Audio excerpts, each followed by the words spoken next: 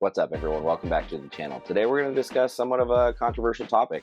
The hobby does a really good job of promoting captive born and bred over wild caught and trying to do what's best for nature, animals, conservation, and the like. However, is there a good place for imported stock in the hobby? Is there value to still having access to some imported blood for certain breeding programs? So that's what we're going to talk about today. Stick with me. Let's do this.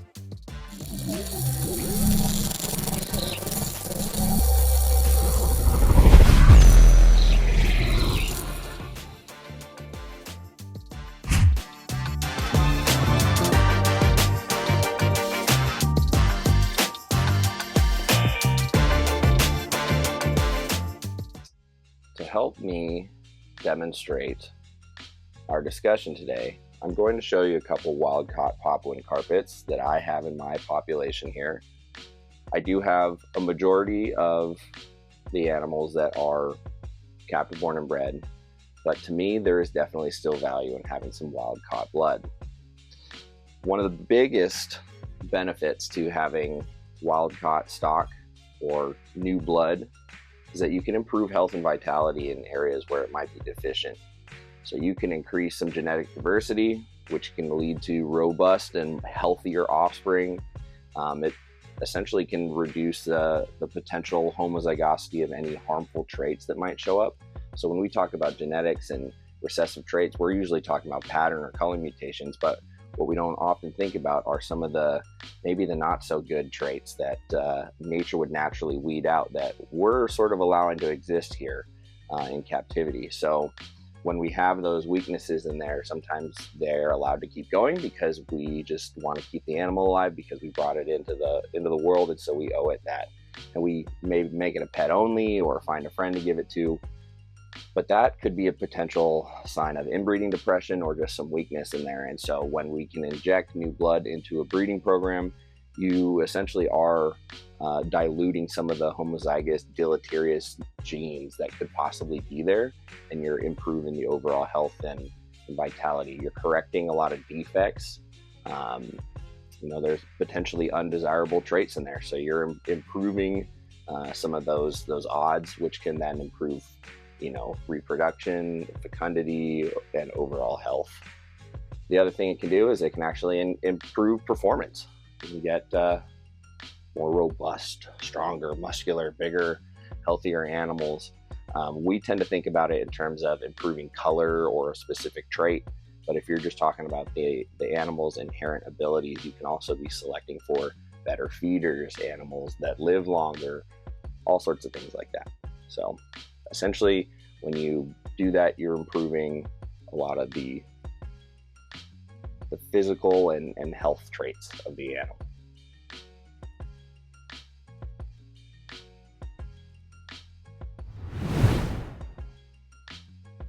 All right, here is another beautiful wild-caught animal. This one is a male. He is pretty much an adult, a young adult at this size. He's a little more defensive. He has bit me a few times. He's just not as comfortable, I suppose, but beautiful nonetheless. Has great color, great contrast. It should complement the two females that I have very nicely. Now, getting back to the discussion of is there benefit to bringing in some of these animals, one of the things we need to talk about is there are ethical and there are unethical ways of doing it. There are reputable importers and exporters out there, and there are those who don't do it well. So just be sure to do your homework. We'll talk about that a little bit more. But don't just go sending anybody willy-nilly money. There are good importers. There are bad importers. So be careful with that. Vote with your dollar.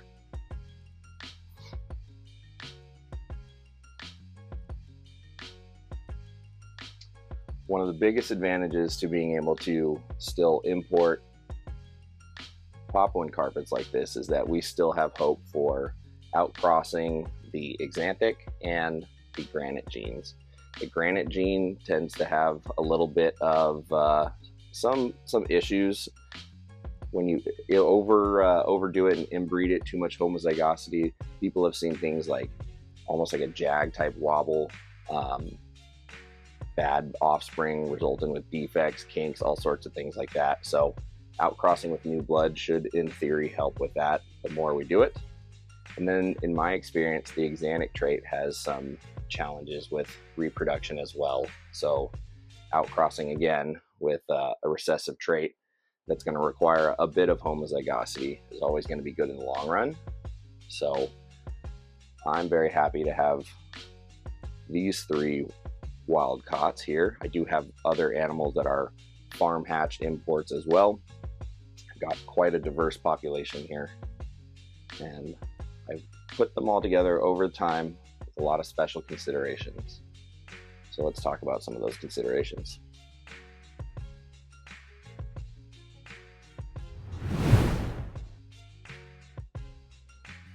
All right, so this golden goddess right here is my 3rd and final example of a beautiful wild caught we are going to look at today. Arguably one of my favorites just because of all this warm gold color that she has coming in. She's very shy but very nicely striped, has grown a lot. I've had her for the last 2 years and she has just blossomed into a beautiful snake. By no means is she done, but she is fabulous. She has some really unique white scales on her neck. I don't know if you can see those right there. A couple white patches behind her head. She is wild caught, so it's likely a scar of some sort, but regardless, she is sweet. She's a wonderful animal. She's always been a great feeder, has always taken frozen thawed, as have the other 2 that you saw earlier, and she's just marvelous. She really likes to move. She's happy to be out, and when I handle her, she's always a lot of fun. But some of the important considerations that I wanted to talk about when you have decided that you want to add some wild-caught blood in, if you can do so legally, are a couple of things that follow, namely the source. You need to know where you're getting your animals from and that they're at least the same breed or species. And ideally, you'd want to know that they are, in fact, different from what you have, that they are coming from either a different breeder, different region, different bloodline, what have you. It's very important to be careful in your selection.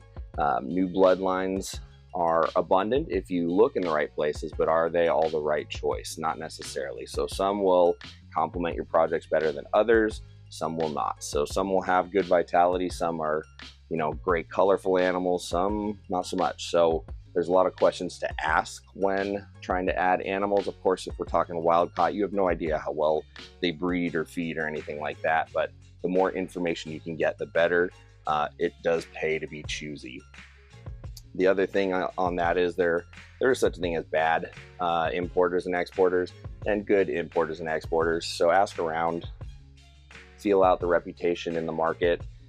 I've mentioned DM Exotics a couple times already. They're a wonderful, well-known, reputable importer and breeder, and there are several other people that import as well. So it can be done. So ask around, don't just go and do it blind and throw money at a potential problem. Another very important consideration is balance. So as much as it is nice to get a bunch of wild caught stuff and have new blood and run that into some stuff, you do want to be consistently breeding. You want success. You want to have animals that are solid, good breeders, good reproducers, and you just want to make sure that not everything is just wild caught willy-nilly.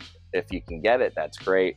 I think nowadays you'd have a hard time building an entire collection of wild caught, but just to be mindful, make sure you've got some good solid captive bred stock in there to mix in so you can keep that consistency and healthy breeding success going.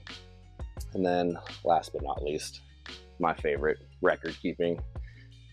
Keeping detailed records of breeding programs, including things like genetic testing, offspring, results of any sort of bacterial stuff like that, pedigrees, all of that is absolutely essential for effective management of a breeding program. The more details you keep, the better. You might not use them right then and there, but it's information you can draw on for the future should something pop out, like we've seen in my possible ocelot stuff. I'd like to be able to draw back on information down the line and look at where it came from if it turns out to be something genetic.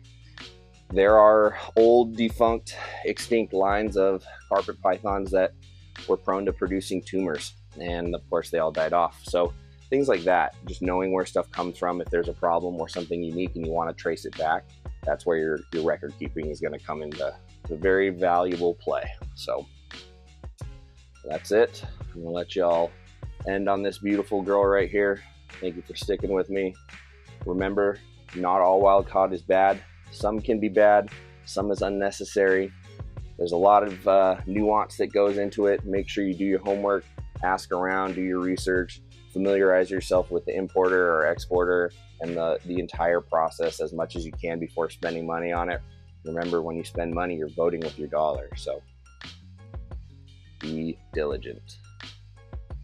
Alrighty, with that, I'm gonna let y'all go. Make sure you give my sponsor some love, Reptile Husbandry Designs. If you need any 3D printed perching or anything like that for your animals, use code RR10 at checkout to get you 10% off.